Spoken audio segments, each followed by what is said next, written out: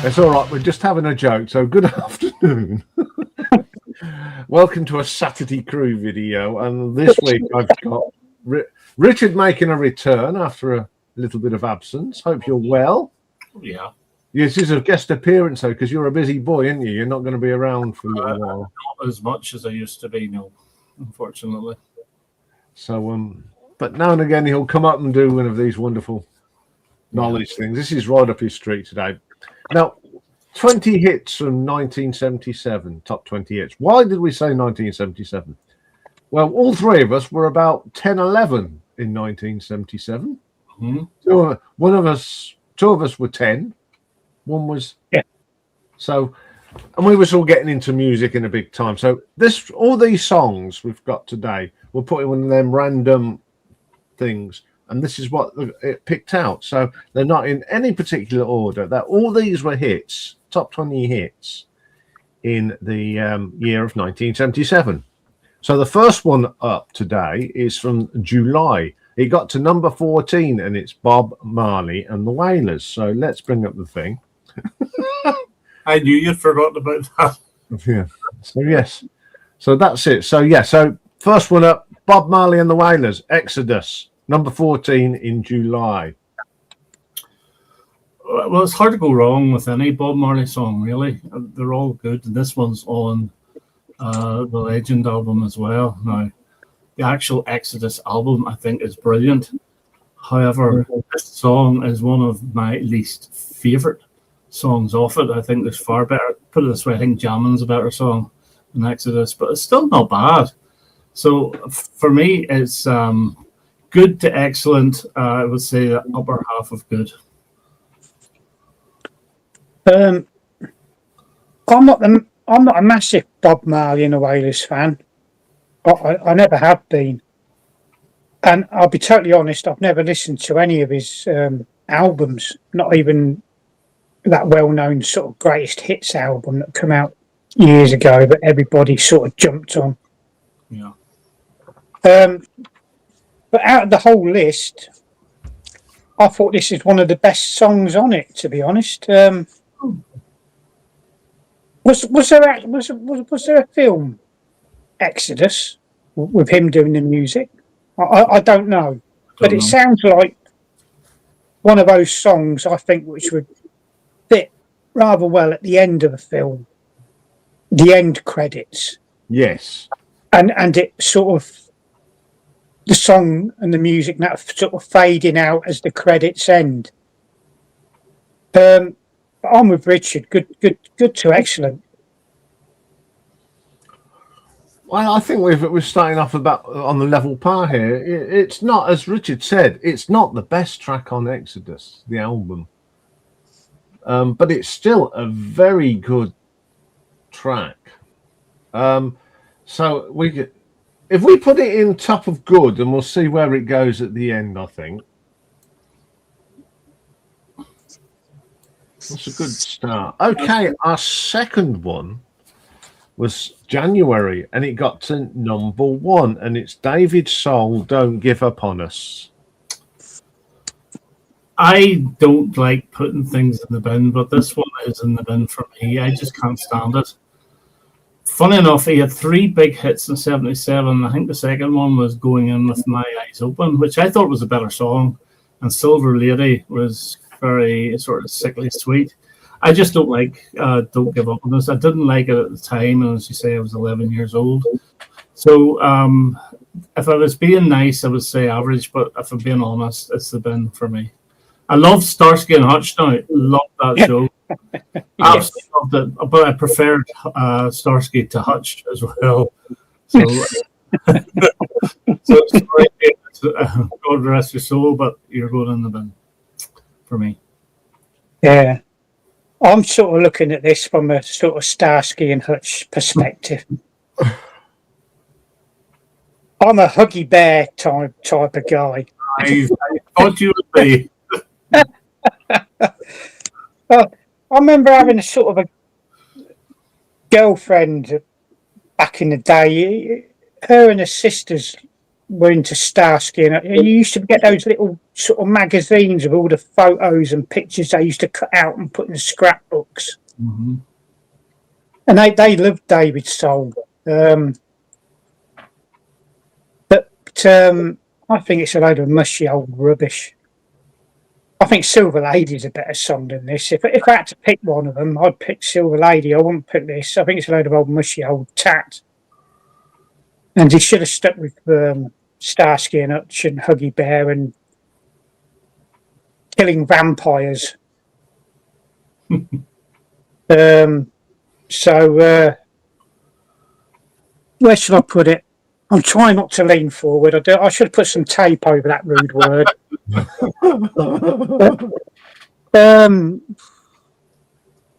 Average at best, bin at worst.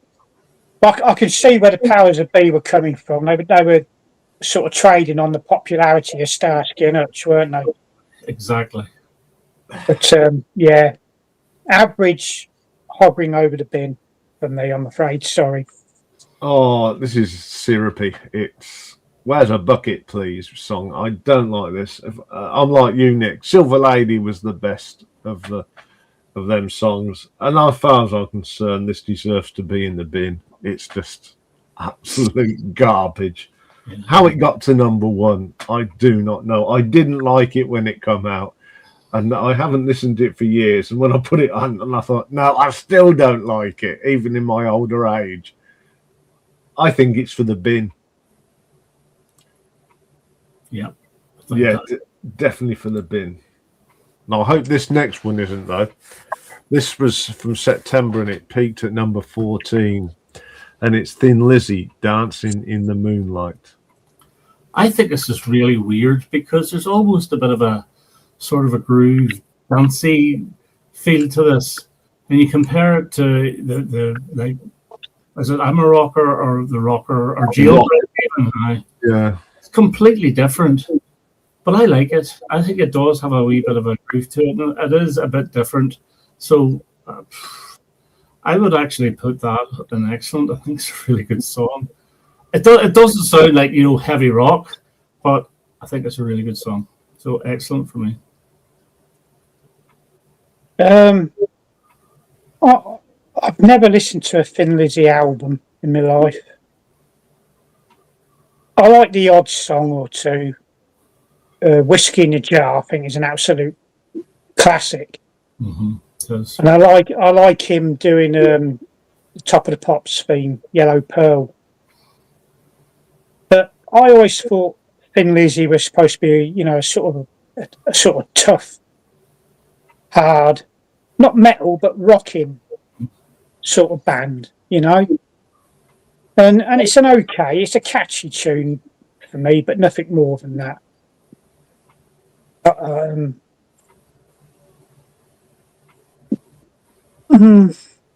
good. I put it in good. I don't think it's the best. It's certainly not the worst. But I don't think it's any better than good. Well, I'm a big Thin Lizzy fan. I thought you might be. Yeah, I love this. I think this is a real catchy. It's a little bit different. I love Brian Downey's drumming on this. It's absolutely superb. And that lovely bass line at the beginning from Phyllis Dynamite, I think it's excellent. And I think that's where it's got to go. I think it's very good as well. Yeah, it was a bit different for them, and it's not the first time they've done something different. I mean, they've done some really good ballads as well, but this is an excellent track. And I was so glad when the Randy Knott boys have picked that up. Okay, our next one is a track that came out in July. It peaked at number 12 on the charts, and it's the Detroit Emeralds. Hemorrhoids. Detroit Hemorrhoids. You'll get piles of laugh there. Yeah. There's one for the bloopers at the end of the year. Yeah, I will put that bit in. We're not going to stop. It's the Detroit Emeralds and Feel the Need. It's so very Motown-y. Is it on the Motown label? Do you know? I'm not sure. No, it's not on the Motown. I checked. But it has that sort of a Motown feel to it. Very, very famous song. And even Shakin' Stevens, I believe, had a hit with it in the 80s. I like it. I know I don't like Shakin' Stevens' version, but I think he had a hit with it. Anyway, you can check that one up. Yeah, it's a good song. It's a very famous song. Everybody knows it. I'm going to put it good to excellent. I would say the lower end of excellent. Yeah, it's a great sort of Northern Soul type dance track. I've got the single. Really, I could have dug it out and shown you, but no, it's not on my. Well, I've never ever seen it on Motown. I know it's on another label. Again, one of the better tunes on this list. I put it in excellent as well. I think it is. It's a very famous tune, and I remember this when it came out. And even my nan liked this. Now, if my nan liked this, you knew it was a good song, and she said it reminded her of, back in the days of Motown, and when that was at its height in the 60s. And she said she enjoyed it, so I think it should go in excellent at the bottom end.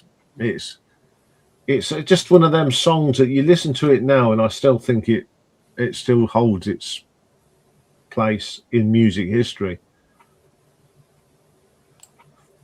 Okay, the next one is from April, a number one for ABBA. Knowing Me, Knowing You. Aha! Aha! Right, okay. And I think we're going to differ a little bit on this, some of us, but to me, this is one of the two best songs on this list. I think it's a top drawer song. Absolutely brilliant. It's from the fourth best album of all time, Arrival. It was actually the third single taken from Arrival. And it's so infectious, and Frida's vocals are absolutely brilliant. And the video as well, the two girls look absolutely fantastic in the video, but the video is actually quite heartbreaking because you see them turning back and they're walking along the sort of snowy grass. Love it. Absolutely love the track. And it is top drawer for me. Yeah. I knew, well, we all know Richard's a big ABBA fan. I think this is actually one. I'm not a particular ABBA fan. I do like Eagle. I think it's a great song. Well done, Nick. Well done. Yep. Yeah. But I think this is actually one of ABBA's better tunes, and it's one I can sort of sing along to, and I just tap my fingers on the steering wheel of the lorry if I heard it on the radio, and of course made really popular by Alan Partridge and his aha. Fantastic. Yeah, and I always had a soft spot for Frida. Me too. But yeah, is it top notch? Probably not, but I'd put it in excellent for sure. Probably bordering top notch. Well, but definitely excellent. Well, if I say this is my favourite song ever by ABBA, that means it's going in top notch. Well done, Iain. I think this is better than Dancing Queen. Yeah, so do I. Yeah. I just love the harmony singing in this.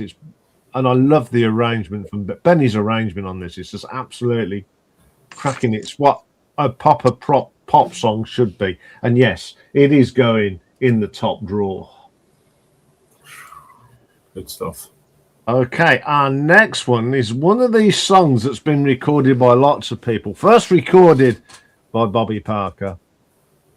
Now this is Shawaddy Waddy and their take on You Got What It Takes, and this got to number 15 in the charts. I really like this as well. I love the horns. I think this came out, it must have been around the time of Elvis Presley's death, if I can remember. Because I remember coming back from holiday. It was a caravan holiday, one of those cheap holidays. It was dreadful. And Elvis died halfway through. My mum was so upset we had to go home. But on our way home, we went to the record shop and I bought this and I sat on it and I broke it. So I had to get another one a week later. I think it's great. I think it's a catchy song. And I have a real soft spot for Shwali Wali as well. So I'm going to put this in excellent lower part again. Oh dear. Yeah, I know. I don't care much for it. And I used to deliver when I was with Parcel Force years ago. I used to deliver to Dave Bartram's house. Yep. It was only about half an hour away from where I live. I never met him. To me, it's like a lot of their stuff. It's of its time. It's sort of like happy clappy nonsense. And for some reason, next to this, I've written 007 Shantytown and Dexys. Christ knows why. But no, those sort of fluoro teddy boy outfits and the lads sort of dancing on the stage and clapping around. Nah, not for me. Average. I like Shwadi Wadi, but this one is one of my least favourites. If there's one version of this I do like, and that's Marv Johnson's, because he had a hit with it as well. And even Dave Clark 5 had a hit with it. But this, I'd put it, it's okay, but I wouldn't put it higher than good. Well, I would put it in good then because that averages it all out. Yeah. I have an excellent and average and good. That's Yeah, I think you're right there. Okay, our next one. And for some reason, the cover's disappeared, so I've got to go and find it. It is We Are the Champions by Queen. And it peaked at number 2. one of their most famous songs. And it gets played a lot in America in sports stadiums. It's never been one of my favorites. I do like it, but it's never been a favorite of mine. I would actually just put it at the top end of good. I wouldn't even put it in the excellent.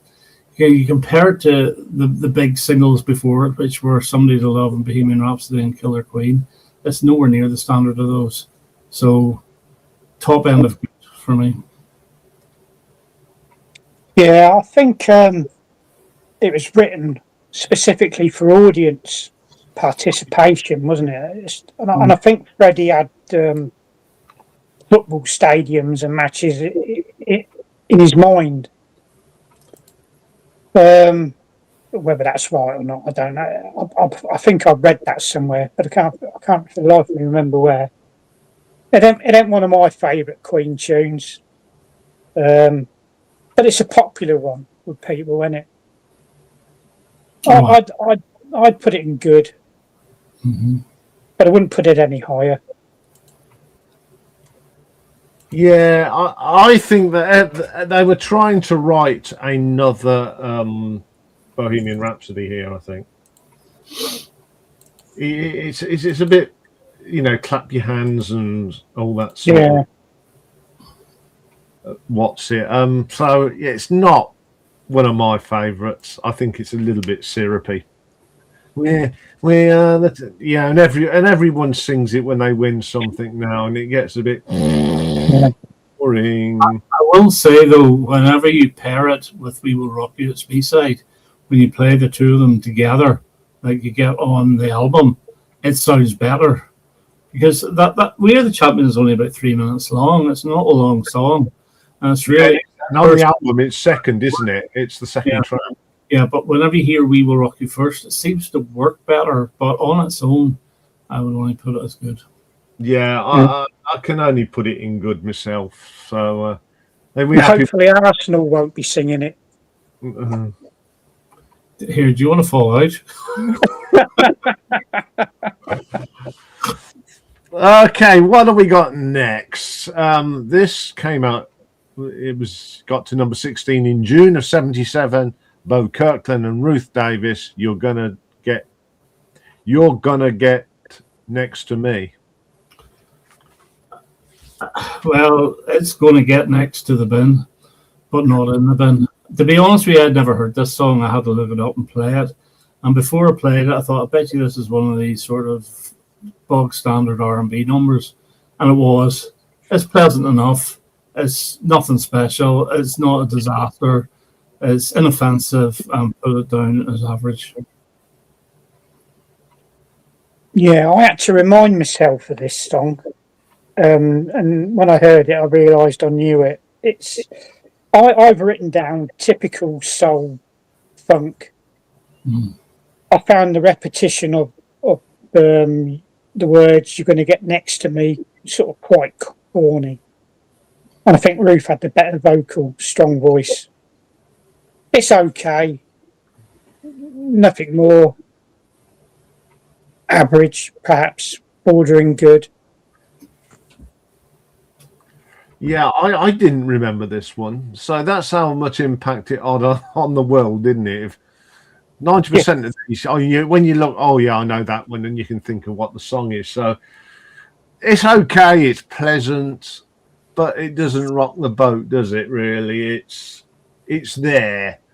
So I think now it's not that bad. It needs to go in the bin, but it can't go any bit higher than average for me. All right, our next one, I think Richard might think highly of this one. I know I do. It's Smokey, It's Your Life, peaked at number 18 in July. I thought you were doing David Bowie's Sound and Vision. Have I missed out? Yeah. Okay. We'll do Sound and Vision first then. Number 3 in March. Got that written down. So Sound and Vision, David Bowie then. This is one of the other two. One of the two that I think are the best two in the list. Obviously, I'm a massive David Bowie fan. But this was completely different again for anything he'd done before. In fact, it takes over a minute and 20 seconds or so for his vocals to come in. So it's almost half instrumental. And it's one of my top 5 Bowie songs of all time. And it's the highlight of Low. To me, it's top drawer. I can understand some people not liking this because it's not your traditional type song, because it is mostly instrumental, but I just think it's so effective and it's a top drawer song for me. Yeah, I had to remind myself of this because I'm not a massive Bowie fan. I've got a hits album and a few 7-inch singles, and the name of this song didn't ring any bells with me. And then obviously when I played it, I knew exactly what it was. I don't think it's one of the better songs on this list as well. It's a great sort of catchy tune, and Richard's right. It's not your sort of typical David Bowie that I've sort of heard, and what little I know of his discography, to be honest. But yeah, it's great. It's a great song. I enjoyed it. It's got to be either top drawer or excellent. I think there might be better Bowie songs that I've heard that have been in the charts. Go on, put it in top drawer. But if push comes to shove, it probably have to be at the bottom end of top drawer.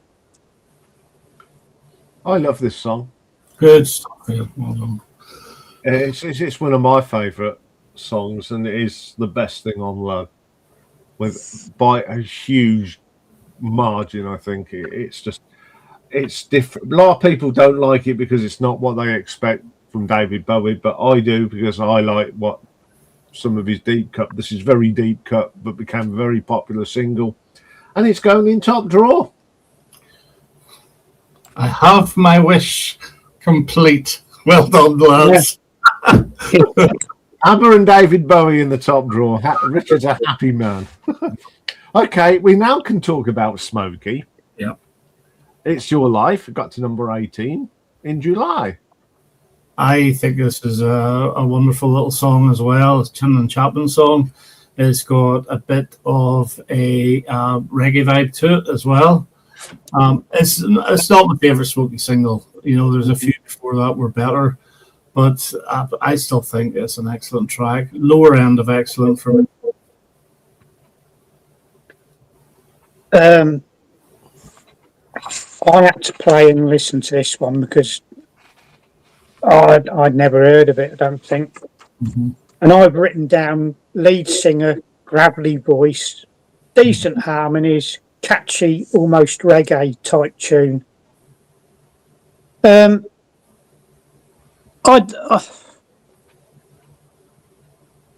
probably put it in good, but That's fair enough. yeah, I'm not exactly a fan of the band, to be honest. But yeah, it was a decent enough, catchy, almost reggae type tune. You know, I'm okay with it. I'd put it in good. I like this song as well. No, it's a good song. It's a very good song. I mean, it's written by Chin and Chapman, so it's always going to be a good lyric. It's a bit different, Ian, as well. So slightly different to the sort of Bubble gum rock, isn't it? But when you read it, you know who's wrote it. It's that you know, when you look at the lyrics, yeah, we know what this is. I think it is bottom end of excellent or the top end of good. your choice. I'm happy with it. Because it was there was two goods. I think we'll go with the average. Well, I'll just put it in there now. We can sort out. Okay. I don't think it's as good as Bowie and the other one. I can't remember what it is now. Not good as ABBA. No, it's not as good as those two. nor the Detroit Emeralds or the other No, one. No. So our next one is a song that got to number 1 in January. Julie Covington's "Don't Cry for Me, Argentina." It's a very good song. I've never really warmed to this song. I hated Madonna's version of it, but I have to admit that Julie Covington's is the best version of the song. It's such a famous song. It's unbelievable. Again, it's top end of good for me because I'm just never that keen on the song at all. And then whenever you hear is a Vita and it's got Oh What a Circus that David Essex sings to the same yeah. exactly the same tune, and that sort of knocks it down a peg for me as well. So top end of good for me.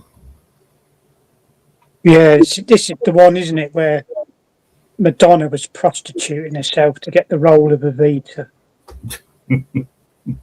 I'm not going to go into the politics of it, but she weren't the angel that everybody thought she was, and her husband. Well, I am getting into the politics of it all, so I'll shut up. It's quite a sad, sort of haunting type of song, isn't it? And I remember it as a nipper. I actually went, for some reason, I went looking for the 7-inch single, and I came across it on Amazon for 163 quid. For Don't Cry for Me, Argentina. Yeah, Julie Covington version. We've got that in the house. Yeah.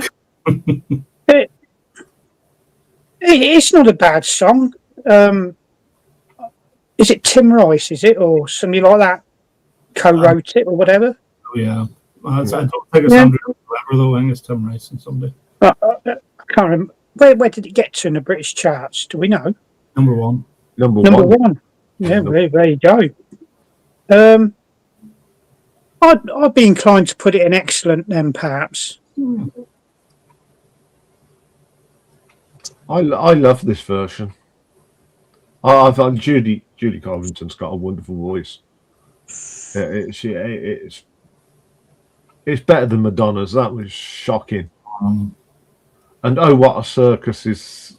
It just takes a bit of a mockery of this great song. Yeah, I agree with you. It destroys the song for me. Yeah. I don't think it's excellent. It's still. I love the song and I love listening to it. I love the arrangement, but I don't think it's top end of good for me. In there somewhere, I think. I thought you would have had that excellent, Iain. I do like it, but when you look at what's in the excellent, I don't think it's up there. Put it this way, you need to be in the mood to listen to that song, and if you're in the mood, it's one of the best songs ever. Yeah. But I'm very rarely in the mood for it. Okay, our next one is another summer song, got number 16, and it's the Tavares and One Step Away. I had to listen to this because I couldn't remember it, and I do remember the Tavares with Don't Take Away the Music, and the other one they did, and More Than a Woman. But this just sounds exactly the same. It's all right. It's sort of that sort of mid R&B, almost going on to disco sound. It's average to good.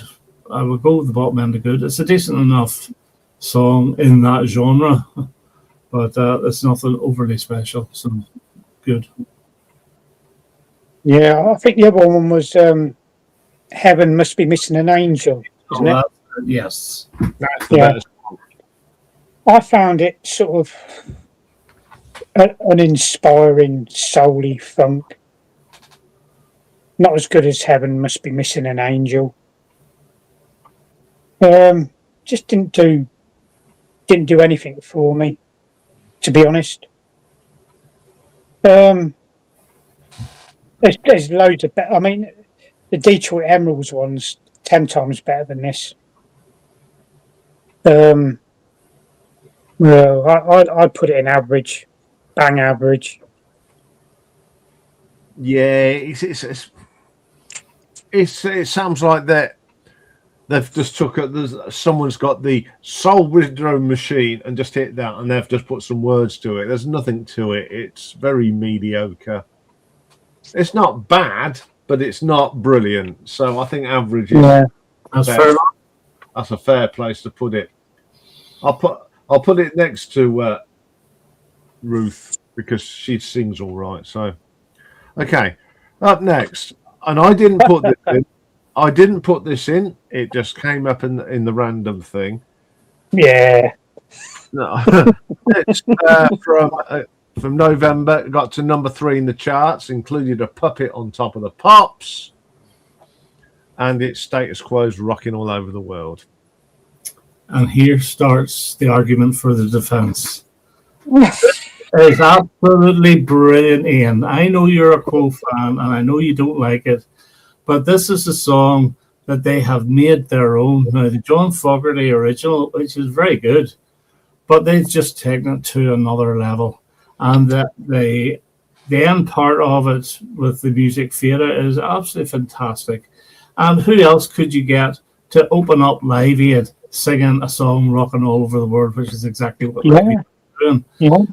You know, and I don't understand why you're not a big fan of it. I am going to stick my neck out and say this is a top drawer song. It really is. And it's one of the biggies from 12 Gold Bars. The other biggies being Whatever You Want, Down, Down, and Caroline. Those are the 4 big singles off that Greatest Hits album. So it's a top drawer one for me. Not as high as Sound and Vision or No One Be Knowing You, but it's still stuck in there at the end of top. Blimey. I'd like to have you defending me at a trial. Crikey.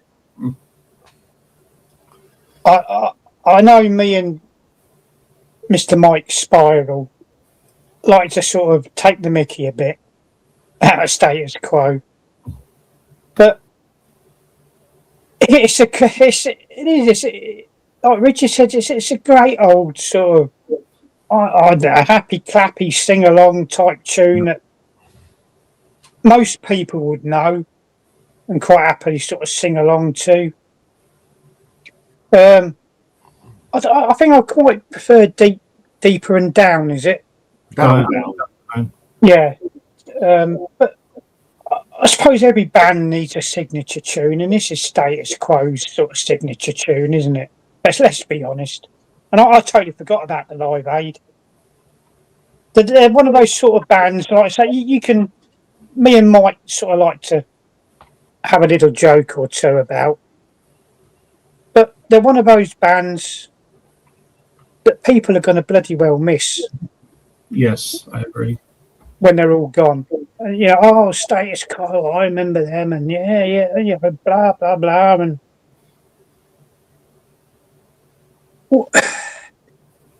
go on, put it in top drawer.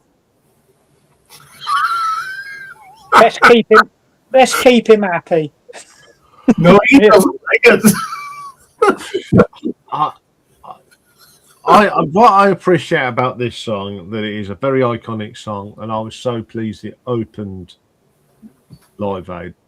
Now, it sounds so much better live. It's a better. The production on the Rockin' All Over the World album is awful for production. It really is naff. The reason I don't like this is because when I used to go to Quo concerts, when Don't Waste My Time came on, and 4,500 times, there were people in the crowd that would just sit there. This came on and everyone came to life, and you think, yeah, that just sums you up. You're not proper Quo fans. However, Ian, the counter argument is the song is that good. It got people off their backsides, and they appreciated it. Not everyone goes to a concert that is a huge fan that knows the full discography. Most of the people who go to concerts would just know the hits. And when one of the big hits comes on, they're up there. And I don't have a hardly a hair on my head, by the way. But when it comes to the end of it, I'm head banging it away as well. I mean, if it was left to me, it'd be an average song, but... Oh, go on. Oh, go. Put it in excellent and be done. Top drawer. I see it.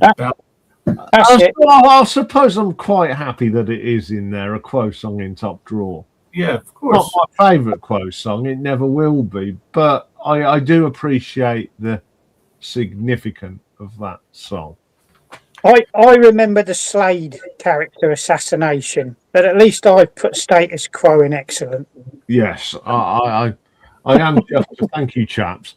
Mick, before we go on, do you remember when Jim Lee of Slade was on Top of the Pops with Status Quo doing Margarita Time? Yes. Oh dear. Yes, and that was where Rick fell over the drums. That's right. He did on purpose. Yes. Yeah. But anyway, next. Okay, up next, another number one song from 1977 during the summer, Hot Chocolate, So You Win Again. Boy, Hot Chocolate had some great singles in the 70s, so yeah. Think about it, with Everyone's a Winner, You Sexy Thing. And this is another one of those great singles. It's not my favorite Hot Chocolate single because that would be Everyone's a Winner, but it's still got that almost crunchy guitar sound that no other band had. I think it's excellent. I really do. I think it's a very good song. It deserves to get number one, but not quite top drawer for me. Yeah, I enjoyed the bass on here and the guitars, but other than that, I thought it's sort of typical Hot Chocolate sort of slushy soul.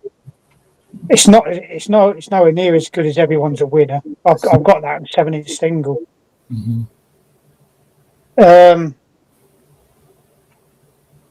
I'd only be inclined to put it in good. Fair enough. I think there's much better songs by them than this. No, I'd only put it in good. Sorry. Yeah, it's probably I like the song, but Everyone's a Winner and New Sexy Thing are brilliant songs. Yeah. This is one of the weaker ones. Although I do enjoy it, it's not. It's only as can go as the high goods, but it's not good enough to go in excellent. Okay, fair enough. Yeah. Again, these covers are not. Some of these covers are just not. I don't know what, unless they're in different formats. So while I'll put it in good, but while we're doing that, we can talk about the next one, which is due from July. It got to number 20, and it's the Ra Band and the Crunch. Apparently, the Ra Band was just one person, and they got the name of the Ra Band from his initials or something like that. There, I only found that out because I had to play this again because I couldn't remember it. Instrumental, and it's got a bit of a Norman Greenbaum Spirit in the Sky vibe to it, but it's decent. But I would put it in as just good. I wouldn't even put it in as excellent. It's very simple, and if you heard it playing and you had a few in you, yes, you'd probably go up and dance to it. But I would say good for me. Are you watching Mike Vinyl Spiral? This is it. This is the one. I didn't listen to this at all because I've heard it that many times a night, and it absolutely gets on my frigging jollocks. I hate the bloody song. In the bin with it. Be damned. Yeah. Down in the depths of hell. Go. I hate it. I really do. Gets on my nerves. This one, it's cheesy. I'm going to sit here and grump now. Yeah. Oh God, it's a bit of a one trip all the way through. When I was 11, I loved it. Okay, I loved it, and now I can't stand it. It's one of those songs you don't want to hear again. No, I don't know. I said, why did I like this? It's just, it's French, isn't it? So it's European fizzy pop rubbish. I think he appeared on that. Who was that bloke on the Radio 2 DJ who did the Tracks of My Years? I can't remember, but No. I'm sorry. There's only one place for this now. That's amazing how times changed. Love it as a kid, and you detest it when you're an adult. I don't mind going in the bed because I don't think it's that great, but I am so surprised. I honestly thought that would be hitting excellent for Nick at least, anyway. I don't know why.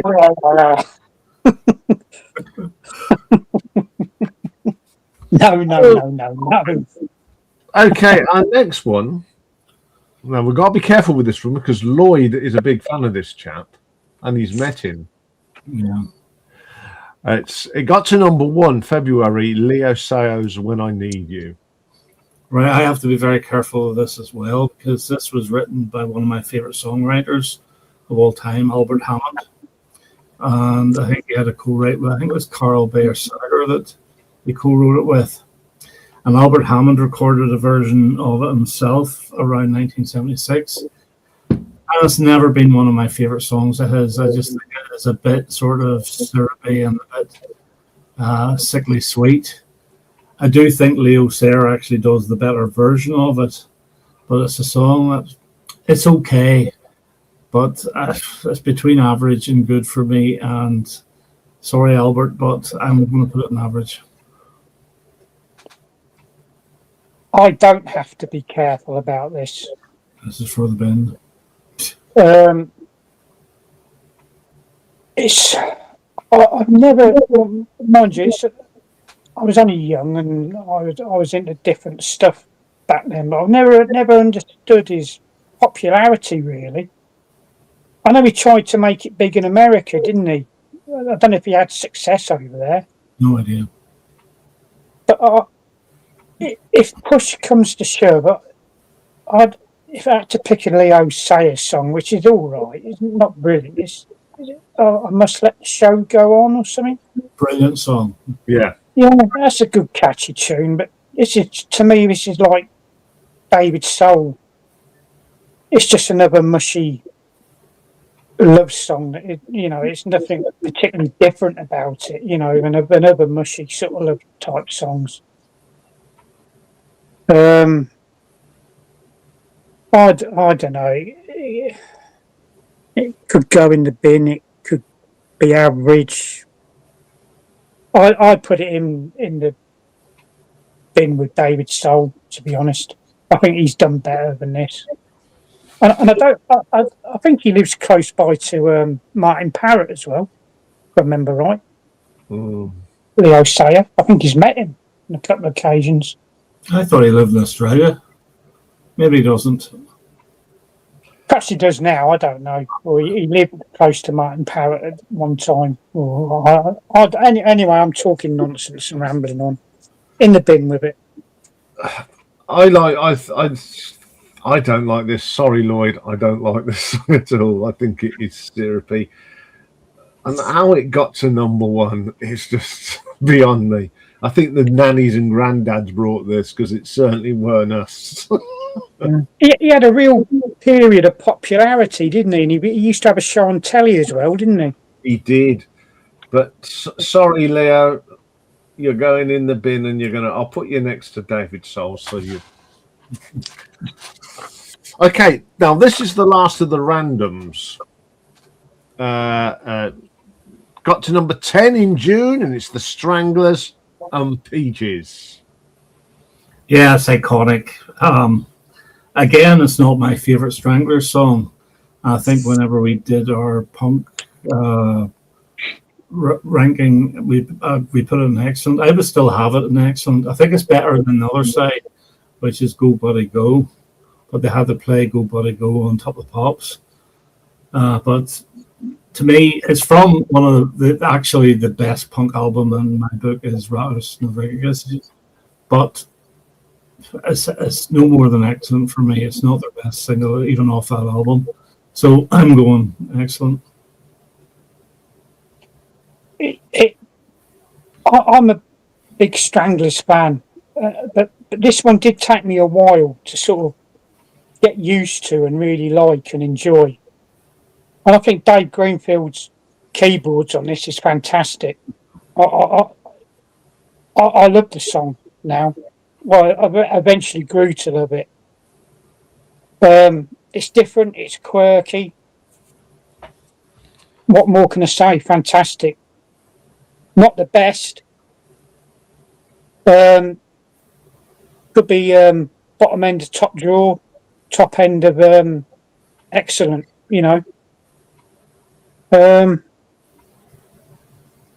Let's put it at the top end of excellent. Yeah, it's border for me. I love this song. I love the bass line at the beginning. Yeah.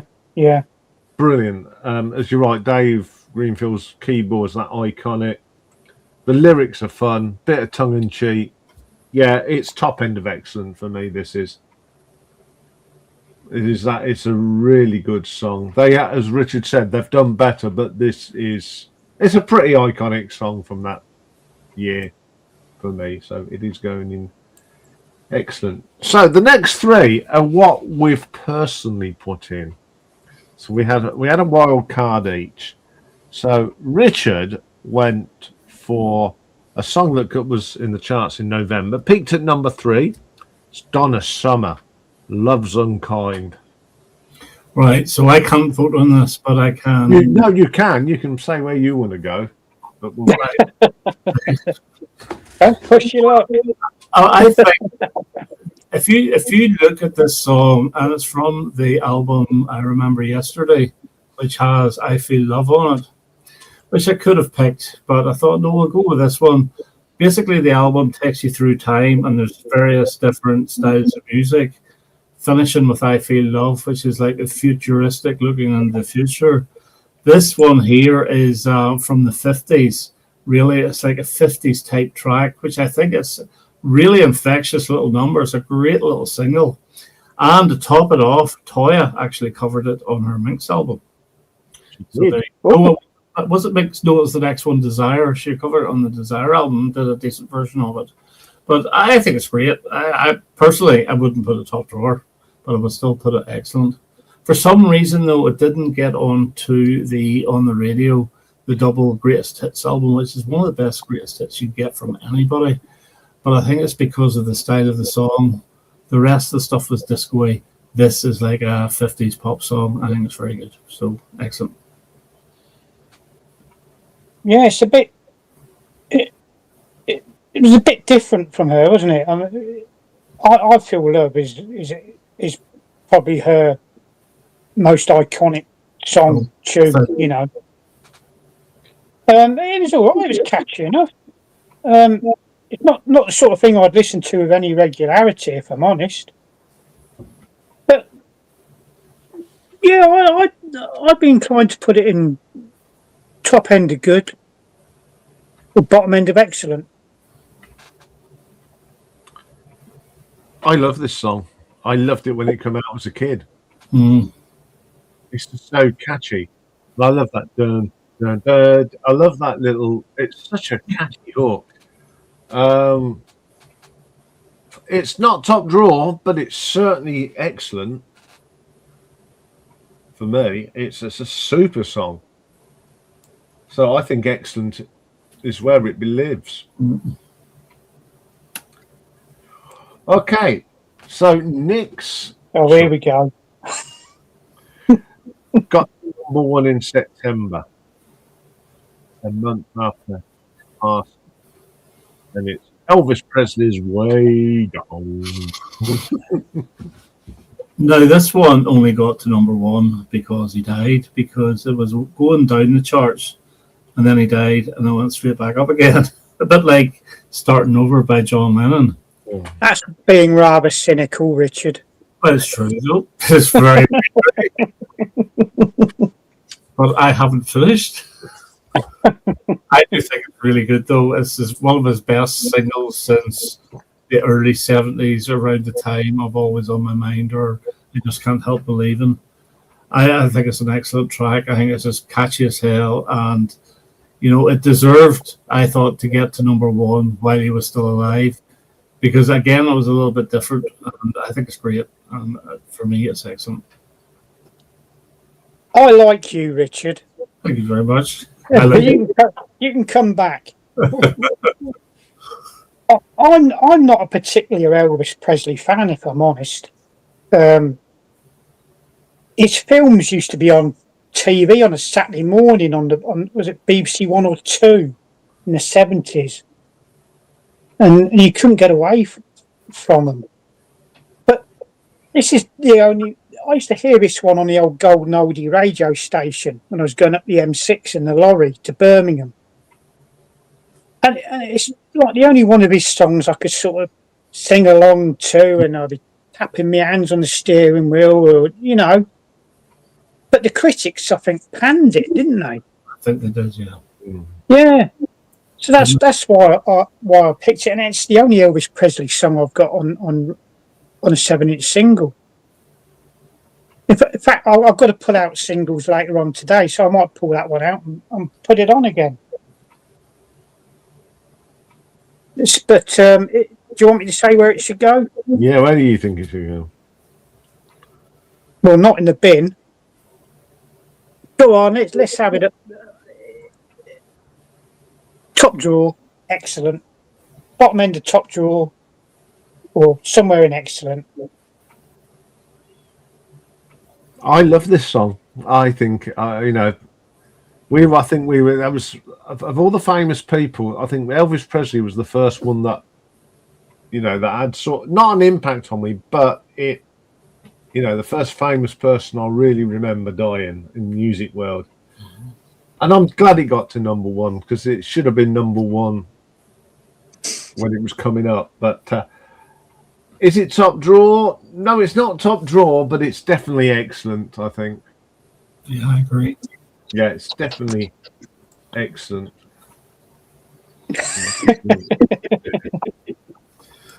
We like the song, Nick. We like you as well, Ian. You can come back. Yeah. Okay, so I had one. And mine comes from May. It got to number 2. And it's the Fanfare for the Common Man by Emerson, Lake and Palmer. Right. Proggy crap.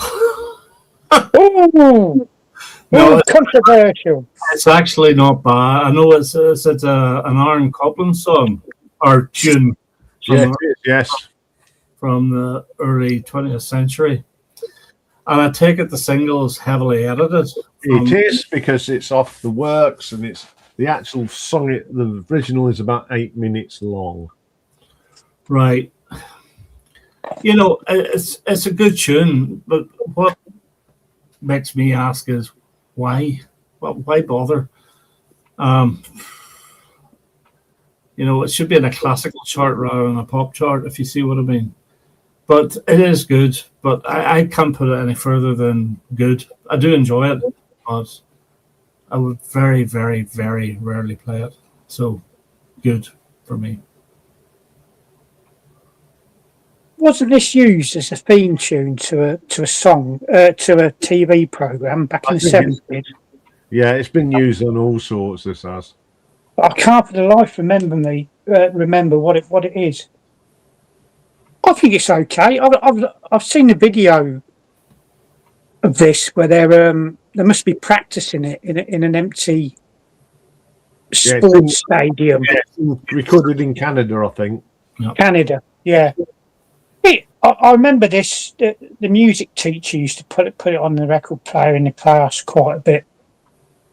It's a good catchy tune. I quite enjoy it. I think I've got it on 7-inch single actually. Is it top drawer? I don't think it is top drawer. But as far as instrumentals go and that, and I think it's an excellent enough song. I'd put it in excellent somewhere.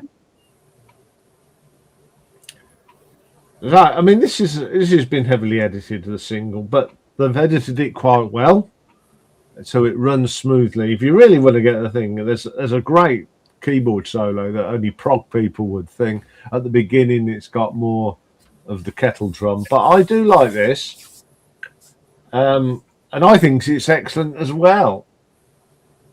Go for it.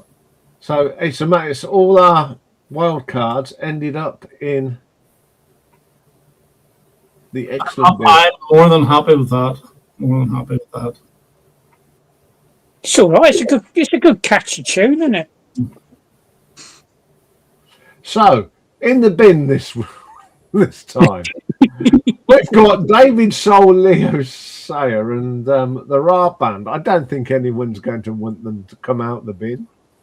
No. Bloody well don't want them to. So for the average songs, we've got the Tavares, and we've got old Bo Kirtland and Ruth Davis. I don't think no one wants to. The only thing about the Bo Kirtland one is I would nearly tend to put it in the bin as well, because it's not really better than When I Need You. You know, but I'm happy enough with Rich. I'll go with Richard. Two out of 3. Yeah, all right then. That can go in there. So Tavares, they're okay in average, I suppose. I'm happy enough with that. So in the goods, we've got Bob Marley's Exodus, we've got Don't Cry for Me, You've Got What It Takes, It's Your Life, We Are the Champion, and So You Win Again. Who do you think should be the top of the goods?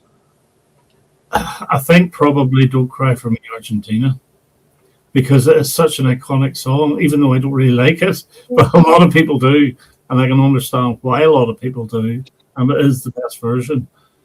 I'm almost tempted to say it should be an excellent pot. I could say the same about it. Although I'm not the greatest fan of Bob Marley. I think it perhaps Well, maybe should just be in the bottom end of Exodus. So you want Exodus to go to the bottom end of it? Excellent. I think it should perhaps be a bit higher. Go for it. I would keep Don't Cry for Me Argentina where it is now as the best of the good. So what about the others? Do you think there's... What's the last one along there? So You Win Again.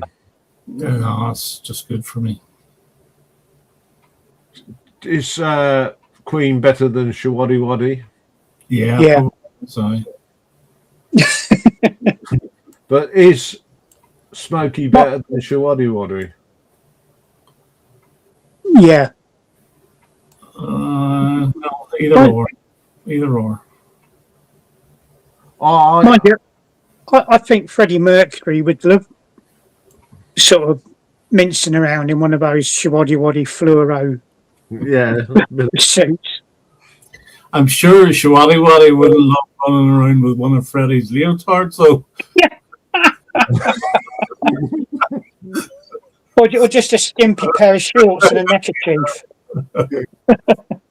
Okay, so the excellent, we've got Dancing in the Moonlight, Thin Lizzy, Peaches, Stranglers, Feel the Need in Me, Detroit Emeralds, got Donna Summer in there as well with Love's Unkind, Way Down, Fanfare, and Exodus. So what is the top? For me, it'd either be the Stranglers or the Detroit Emeralds. I would actually say the Detroit Emeralds. Yeah, I'd be happy enough with that. I think it's a better, stronger. It's a strong song, isn't it? And it's an iconic song. Stranglers second, I think. What about, Thin Lizzy, I don't think there's much between the other ones, to be quite honest. There's very little. So I'm happy with that order. Okay, top draw. I'm happy as it is. So am I, actually. Yeah. I know it just goes to show how much I do love ABBA when I say it's ahead of David Bowie's Sound and Vision, but knowing you is one of the most perfect pop songs ever written. So I think that's pretty good. Excellent seems to be where most of these have gone today. Mm-hmm. So let's get rid of that. So there we go. Well, that was a lot of fun going back through our childhood. I think we're going to do another one of these of a different year, very similar sort of thing when Mike's around as well. And at the moment, it's a toss-up between 1972, 73, I think. I think this because of the good glam years. So that's for another date. But thank you very much. Lovely to see you, Richard. I know you're going to be more busy doing other things this year, but I've got Saturday Crew will be still working, and I know you watch and enjoy as well. And but you're always going to be up here, coming back and of course. So I can tell you exactly what we're doing in a fortnight's time, and you'll love this one, Richard. I've got Mike and Nick listening to Status Quo singles from 68 to 1984. Oh my God. I'll definitely be watching that one without a shadow of a doubt. They weren't happy to go past that, and I don't blame them. All I will say, I mentioned 4 of 12 Gold Bars, but 2 of my other favourite ones, Nick, are from 12 More Gold Bars, or whatever it was called, or Volume 2. What You're Proposing and Lies are all top drawer for me. I know What You're Proposing. I know that one. That's not a bad song. No, I don't know the only one I've heard quite a few times is, I think my mum had it on a single, was Pictures of Matchstick Men. Yeah, that's where it all started. So that's what we're going to do. Mm. So see if Richard gets this one right. So thank you very much to you two gentlemen. And all it means to say is we'll see you soon. And it's goodbye for me. And it's goodbye from them. Yes. See you all soon. Bye. Ta-ta.